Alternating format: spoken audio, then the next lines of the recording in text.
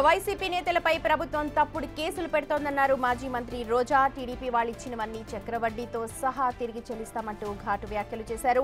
Liquor కేసుతో మిథున్ రెడ్డి, చెవిరెడ్డికి ఏం సంబంధం ఉంది అంటూ కేసులు పెట్టారని ప్రశ్నించారు ఆమె. ప్రశాంత్ రెడ్డి విషయంలో వెంటనే కేసులు నమోదు చేస్తున్నారు, నా విషయంలో ఎందుకు స్పందించలేదు అంటూ ప్రశ్నించారు.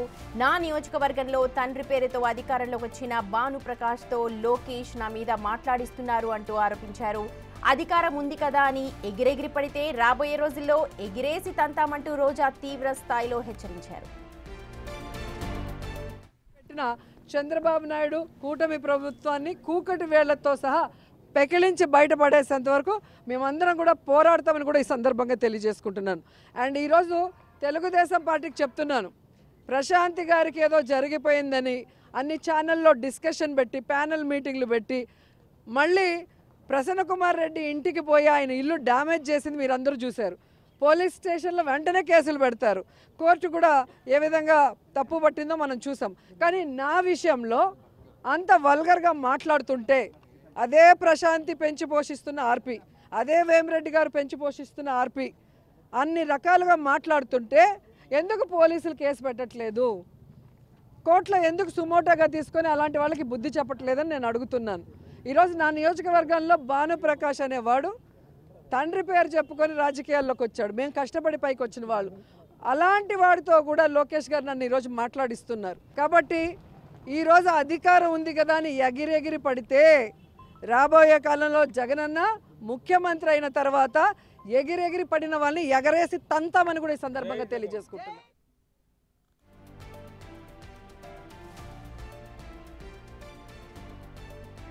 రైట్, రోజా చేసిన ఘాటు వ్యాఖ్యలకు సంబంధించి అప్డేట్స్ అందించడానికి మా ప్రతినిధి శివ అమరావతి నుంచి అందుబాటులో ఉన్నారు. శివ, అటు మాజీ సీఎం జగన్మోహన్ రెడ్డి కూడా ఇందాకే ఒక యాప్ క్రియేట్ చేస్తున్నాం, అందులో మీరు ఎవరైనా సరే కార్యకర్తలు, ప్రస్తుతం ఉన్న అధికారులు అందరూ కూడా ఎవరైనా హింసిస్తే అందులో నోట్ చేయండి, రేపు రాబోయే రోజుల్లో మనదే అధికారం అన్నట్టు మాట్లాడి ఇప్పుడు రోజా కూడా ఇంతే తీవ్ర స్థాయిలో మాట్లాడుతున్నారు. వీటన్నిటి వెనక ఏమైనా ఉంది అనుకోవాలా, ఎలా చూడాలి మొత్తాన్ని?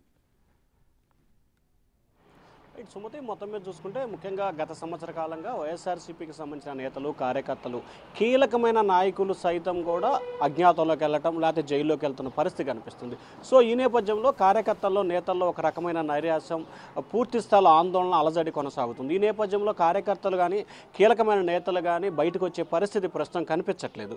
సో ఈ నేపథ్యంలోనే పార్టీ నేతల్ని, కార్యకర్తలు యాక్టివ్ చేసే దానిలో భాగంగానే కొంతమంది వైఎస్ఆర్సీపీ నేతలు, మాజీ సీఎం జగన్మోహన్ రెడ్డి సైతం కూడా కొన్ని కీలకమైన అంటే కార్యకర్తలు, నేతలు ధైర్యాన్ని, మనోధైర్యాన్ని నింపే ప్రయత్నం చేస్తున్నారు. సో ఆ ప్రయత్నంలో భాగంగానే గత కొన్ని రోజులుగా జగన్మోహన్ రెడ్డి చేస్తున్న వ్యాఖ్యలు చూసుకోవచ్చు.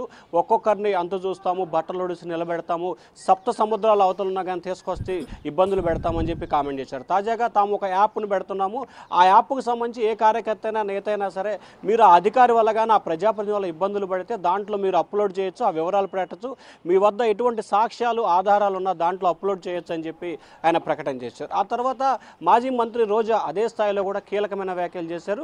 ఆమె ఇటీవల కొన్ని వ్యాఖ్యలు చేస్తే ఆ వ్యాఖ్యల వివాదం కొనసాగుతుంటే వాటికి అగ్గికి ఆజ్యం పోసిన రీతిలో రోజా మరొకసారి కీలకమైన వ్యాఖ్యలు చేశారు. టీడీపీ నేతలు, కూటమి నేతలు అన్న ఫ్రస్ట్రేషన్ లో ఇలా మాట్లాడుతున్నారు, నెక్స్ట్ టార్గెట్ వాళ్లే అన్న విషయం తెలుసు, అందుకే ఫ్రస్ట్రేషన్ లో ఇలాంటి అండ్ భాష ఎప్పటికీ కూడా మారదా అని చెప్పి కూడా కొంతమంది మాట్లాడుతున్నారు టీడీపీ నాయకులు.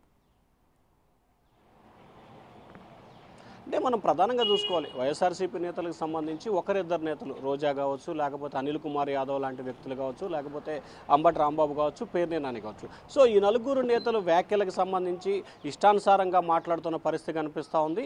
151 సీట్ల నుంచి 11 సీట్లకు పరిమితం చేసిన పార్టీ నేతల తీరులో ఏమాత్రం కూడా మార్పు రాలేదని చెప్పి టీడీపీ నేతలు, కూటమి నేతలు అయితే తీవ్రస్థాయిలో విమర్శల వర్షాన్ని గుప్పిస్తున్నారు. మరొక వైపు రోజాకి సంబంధించి ఆడుదాం ఆంధ్ర విషయంలో కానీ, నగర నియోజకవర్గంలో అక్రమాలకు సంబంధించి కానీ, టూరిజం శాఖలో జరిగిన అక్రమ ఉద్యోగాల నియామకాలకు సంబంధించి కానీ ఆమె మెడకు ఉచ్చు బిగుస్తున్న నేపథ్యం కనిపిస్తోంది. ఈ నేపథ్యంలోనే ఆమెపై ఖచ్చితంగా అరెస్టు జరిగే అవకాశాలు ఉన్నాయని చెప్తున్నారు. సో ఈ నేపథ్యంలోనే ప్రెస్టేషన్లోనే దానికి సంబంధించి కూడా కొన్ని కీలకమైన వ్యాఖ్యలు చేస్తున్నారని చెప్పి కూడా టీడీపీ నేతలు ఆరోపిస్తున్నారు. దానికి తగ్గట్టుగానే కొద్దిసేపు క్రితమే ఎవరైతే కూటమి ఎమ్మెల్యేలు ఎగసెగిసి పడుతున్నారో వారిని జగన్ సీఎం అయిన తర్వాత ఎగరేస్తామని చెప్పి కూడా ఆమె మరొకసారి హాట్ కామెంట్ చేసిన పరిస్థితి కనిపించింది. గతంలో ఆ కొడుకులు, ఈ కొడుకులు అని చెప్పి కీలకమైన వ్యాఖ్యలు చేసిన రోజా దానికి సంబంధించి కూటమి ప్రభుత్వం నుంచి ఎటువంటి చర్యలు తీసుకోపోతున్న నేపథ్యంలోనే ఆమె మరొకసారి ఇటువంటి కామెంట్స్ చేసిందని కూడా టీడీపీ నేతలు అయితే ఆరోపిస్తున్న పరిస్థితి కనిపిస్తోంది. అయితే మహిళల విషయంలో కేసులు పెట్టే విషయంలో కానీ లేదా అక్రమ అరెస్టుల విషయంలో కానీ ఆచితూచి అడుగులు వేయాలి, మహిళల జోలికి వెళ్ళొద్దు అని చెప్పి